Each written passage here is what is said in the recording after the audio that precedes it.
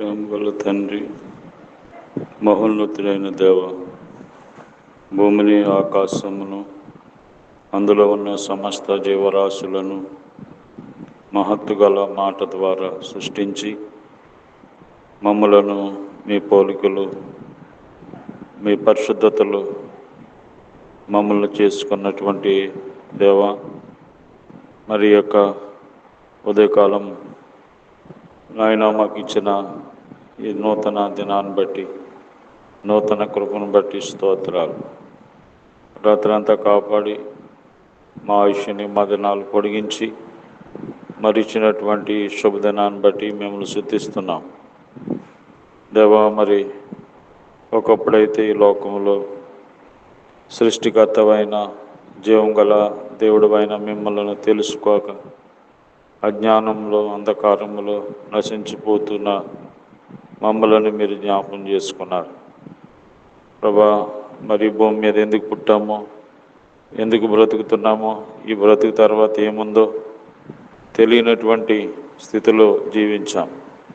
అలాంటి మమ్మలను మా కళ్ళు తెరిపించి వ్యర్థమైన వాటిని విడిచిపెట్టి నీ వైపు తిరిగి నాయన మీలో ఉన్న సంతోషం, ఆనందం, పాపక్షమాపణ, నిత్య జీవాన్ని, ఆయన నిత్య సంతోషం మీరు మాకు ఇచ్చారు.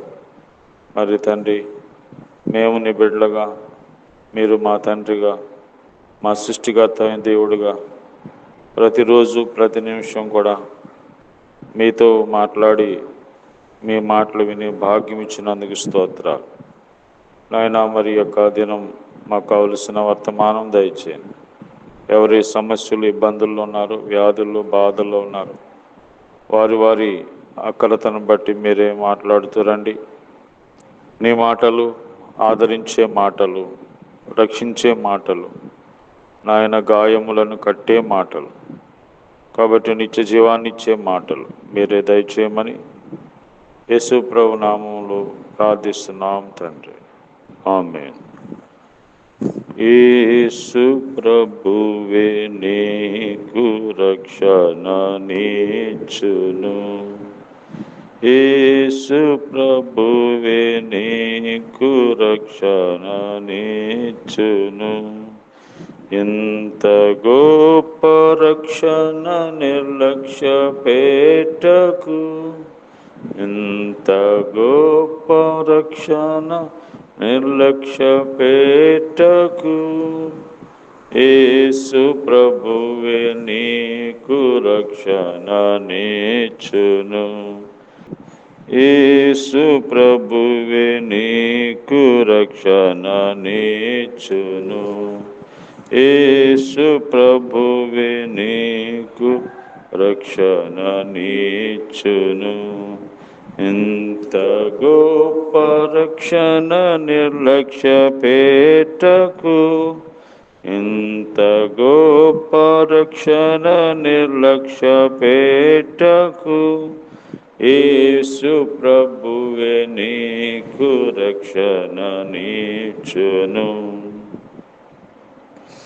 ఈ దినము దేవుడు మన కొరకు సిద్ధపరిచిన వాక్య భాగము జకరియా గ్రంథము 2వ అధ్యాయము 10వ వచనం.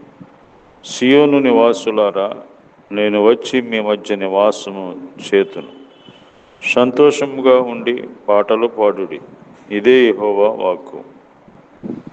దేవుడు తన ప్రజలైన వారి మధ్యకి వచ్చి ఆయన నివాసం చేస్తానని వాగ్దానం ఇస్తూ ఉన్నారు. కనుక సృష్టికర్త అయిన దేవుడు మన మధ్యన నివాసం చేసినప్పుడు మనం ఎలాగుంటాం?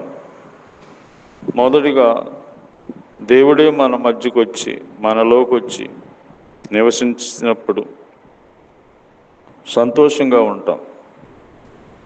దేవుడు లేకుండా ఏ మానవుడు సంతోషంగా ఉండలేడు.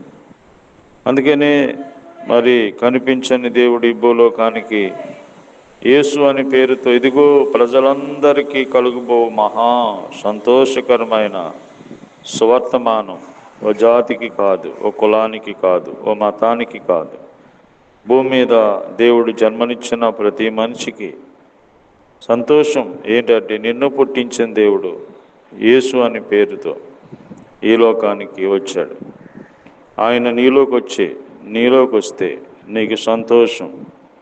కాబట్టి ఆయన మన మధ్యన నివసించినప్పుడు మనలో కలిగే మొదటి మేలు ఏంటనగా సంతోషంగా ఉంటాం.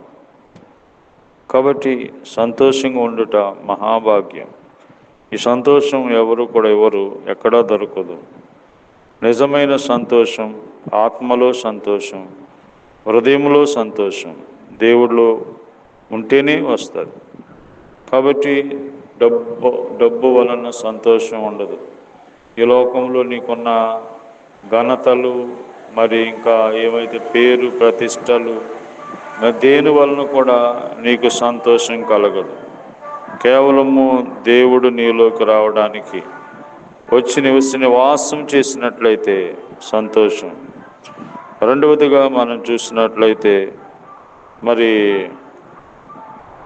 ఆ దినమున అన్యజనులు అనేకులు యెహోవాను హత్తుకొని నాకు జనులగుదురు, నేను మీ మధ్య నివాసం చేతును, అప్పుడు యెహోవా నన్ను మీ వద్దకు పంపి ఉన్నాడని మీరు తెలుసుకొందురు.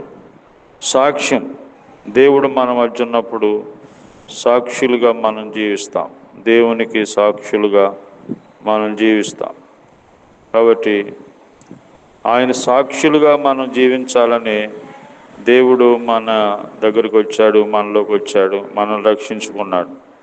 కాబట్టి సజీవమైన సాక్ష్యము ఈరోజు ఆయన యందు శ్వాసం ఉంచిన వారే సాక్షులుగా ఉంటారు. మూడవదిగా మనం చూసినట్లయితే 8వ అధ్యాయము 3వ వచనములో మనం చూస్తే దేవుడు వారిని ఘనపరుస్తాడు. దేవుడు మన మధ్యలోకి వచ్చినప్పుడు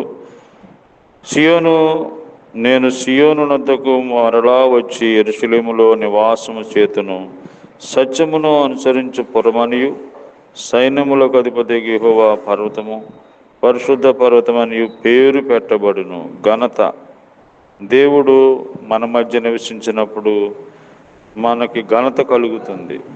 కాబట్టి మనం ఘనపరచబడతాం. అయితే ఇప్పుడైతే మనిషి పాపమును బట్టి ఘనత కోల్పోయాడు, మరి విలువ కోల్పోయాడు. మరి ఇలాగ విలువ కోల్పోయినటువంటి మనిషికి పాపమును బట్టి ఆ విలువను దేవుడు ఇవ్వడానికి ఈ లోకానికి వచ్చి విలువైన రక్తాన్ని మన కొరకు ఇచ్చాడు. ఆ రక్తంలో దేవుడు మనల్ని కడిగి ఆయన మనకి ఘనతనిచ్చేవాడు. మన మధ్య దేవుడు ఉన్నప్పుడు మనకి ఘనత కలుగుతుంది. కాబట్టి మనం ఘనపరచబడతాం, హెచ్చించబడతాం. కాబట్టి దేవుడు మన మధ్య నివాసం చేసినప్పుడు సంతోషంగా ఉంటాము, సాక్షులుగా ఉంటాము, ఘనపరచబడతాం. దేవుడు మరి ఆ విధంగా మన మధ్యకి మరి వచ్చి మనలో నివసించాలని ఇష్టపడుతున్నాడు. మరి ఆయనను హృదయంలో చేర్చుకుంటే ఈరోజు నీకు సంతోషం, సమాధానం ఉంటుంది. ఆ విధంగా దేవుడు మనకి సహాయం చేయనుగాక. ప్రేమగల ప్రభా, నేను మీ మధ్యకు వచ్చి నివాసం చేస్తానని వాగ్దానం ఇచ్చారు. మీరు మా మధ్యకు వస్తే మాకు ఎంత సంతోషం, ఎంత మరి సాక్షులుగా మేము ఉంటాం, మరి ఘనత మాకు ఉంటుంది. కాబట్టి నాయన, ఎంతోమంది మీరు లేకుండా జీవిస్తున్నారు. వారితో మాట్లాడి వారు మిమ్మల్ని అంగీకరించే వారుగా వారిలో కార్యం జరిగించండి. మా దేశము, రాష్ట్రము, గ్రామ ప్రజలు, అధికారులు అందరి కొరకు ప్రార్థన చేస్తున్నాం.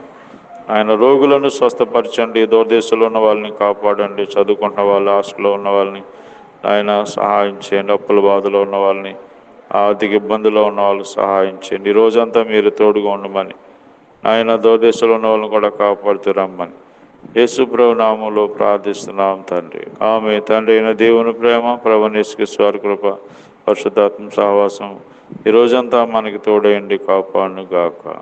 ఆమేన్.